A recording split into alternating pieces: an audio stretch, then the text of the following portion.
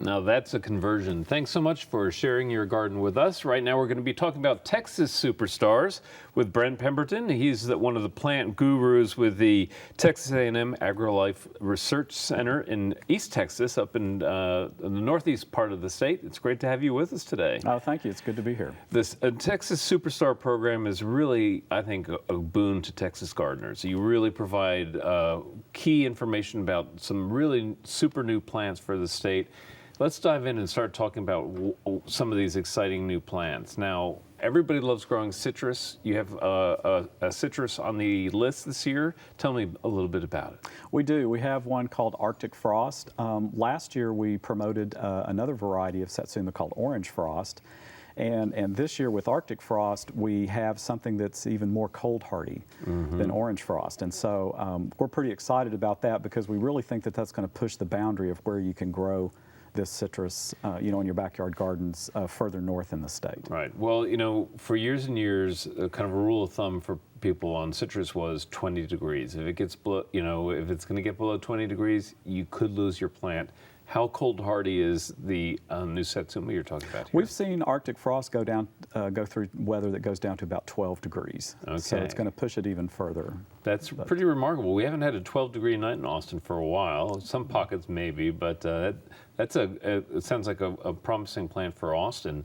Now, I'm assuming, as like all other citrus, this is a plant that really loves the full sun.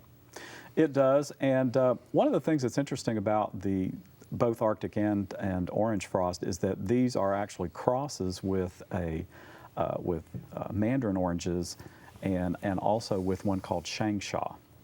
And the Changsha is one that has terribly unpalatable fruit because it's so full of seed and everything, but it has cold hardiness. Right. And so when the two have been crossed, that's where these varieties are coming from. And so we get they've been selected for fruit quality, but then they also have the hardiness that the Changsha brings to it. Okay, so the best of both parents, hopefully. Hopefully, yes. Right. Well, it sounds terrific, and a few other considerations. When I think about establishing a new tree, especially one that's cold sensitive, doing it in the spring makes most sense, I think. Yes. And also, tell us a little bit about just the care of these plants.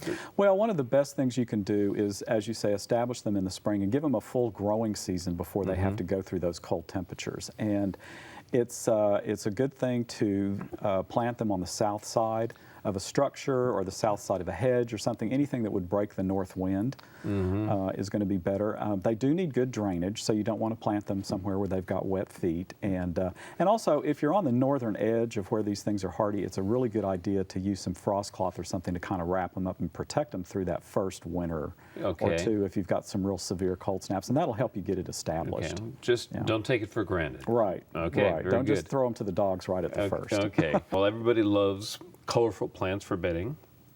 I love the Joseph's Coat for its amazing foliage. And there's some new form of Joseph's Coat that you'd like to talk about. Yeah, there's one called Little Ruby that we've been taking a look at for several years, and it has really passed the test. It's a little bit unique in the Joseph's Coat, I think, is because it stays very short, it stays very close to the ground, but it maintains its purple foliage color all during the summer. It'll lose it a little bit in the shade, so the more sun the better. But anyway, that's as a foliage ground cover type plant, or even in containers. It's very useful. I like using it as a foil, using it as a kind of a counterbalance to some other kind of dominant color. Yeah. And purple is a great ground cover color, so you can have all sorts of different kind of color combinations growing up and out from that. So it sounds like a terrific plant. How is it in terms of hardiness with our heat? It's very heat tolerant. It's not cold tolerant at all, of course, but it is very heat tolerant. So it can go through full sun, and it'll even take a lot of hot reflected kind of heat. Oh, okay. So it can take pretty much what you can throw at it. Okay. I would say it's moderately drought tolerant. It needs some water to just maintain itself. Sure. But it's fairly drought tolerant compared to a lot of other things. Good drainage as well, I take it. Good drainage is usually best, yeah. Okay, very good. Well, that sounds great. Little Ruby is the name of that plant. There's a new form of alyssum as well. I always think of alyssum as a wintertime plant, but yours the new variety here is good in the summer. That's right. There's a new one called White Stream, and it's done very well. And these types of alyssums is the result of some new breeding, and they are actually heat tolerant. In fact, they freeze, so you can't grow them in the winter very successfully. Whereas the traditional alyssums that we grow, of course, we usually start in the fall and grow during the winter. Sure. But this one it just flowers, just covers itself with flowers all summer long. Great. And goes right through the heat. And again, I have grown this in some situations with reflected heat and that sort of thing, and they've done remarkably well. Attract pollinators and bees? They do. Yeah. A wide variety of pollinators, actually. Yeah, A I lot of would think different so. things. Yeah. Very pungent flowers. Yes, yes, they do have the fragrance. Yes. Some people love it and others don't. That's right. But I just like the delicate flowers, and they make a great, again, counterpoint or foil to other plants in containers or in the ground. So It's a great spiller for containers. perfect for Yeah. spilling over the edges. Yep. There's no question about it. Another group of plants that you want to talk about are the petunias, or the supertunias, as you're calling them. And there are lots of new varieties of petunias hitting the market. Well, of course, trailing petunias in general have just been a real boon for southern gardeners because they're so much more heat and humidity tolerant than what we've had in the past. Right. And as compared to grandiflora petunias, but this new development in the trailing petunias type is are these charms. We've got there. It's the Supertunia series, but it's pink charms, indigo charms, and there's some other colors, but they have smaller flowers, but they've got lots of those small flowers, and so Right. they produce a Quite a really show. beautiful color impact in the landscape. Yeah.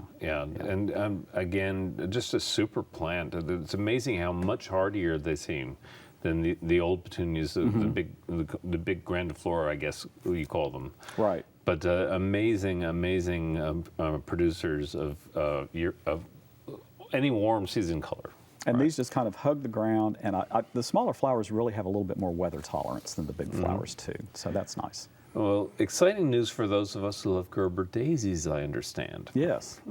Tell Lots me a of little new bit. Gerber is out there. Yeah, tell me about this. I'm curious. There's one series that I've tried. I tried last year as experimentals, and it's called the Hello series. Hello Pumpkin is one of the colors that I really like, and they proved to be amazingly heat tolerant. I tried planting some where they got only afternoon or only morning sun and afternoon shade, and they did just fine. But they also did just fine right out in the middle of my trial field at Overton when the full blazing sun all day and flowered all summer. And I've never seen a Gerbera do that. Yeah. So anyway, there's that series, and there's 2 or 3 other series that have come out now that we're trialing this year, and so we're pretty excited about that. Well, I would be too. I think there's nothing like the show of a Gerber daisy. I think it feels so kind of typical of with that daisy-like flower, but the bold show of color and the size of the flower make it feel very exotic at the same time. Yeah, people love Gerbera daisies. Yeah. That's just one of those flowers that draws everybody, Yeah, I think. with good cause, I think. Yeah. Yeah. Well, we only have enough time to hit 1 or 2 more, but I want to hear about the canna lilies that you're elevated up to superstar status. We've got some new cannas, and these are still being trialed, within the Superstar program. The first 3 plants we talked about today have been named superstars, but this new series of cannas is called the Canova series, and they are in different colors, but they are grown from seed, and they can actually go from seed to about 4 to 5 foot tall plants by July. From March to July, That's basically. pretty astonishing. And they come in a variety of colors, so and they rebloom very well and clean themselves pretty well during the summer too. That's a plus which is a with good the thing cannas. for cannas. Yeah, right. Yeah. So a tidy canna that grows like a rocket, apparently. Great for kids to garden with, one of those fast-growing plants, right? Right. Well, we really appreciate you coming on down to share your information about all these great plants. You're always coming up with new superstars, so that's the exciting thing. We'll keep an eye out for it. Brent, thank you so much for being a part of our program. Oh, thanks. It's been a pleasure. Okay, coming up next is our friend Daphne.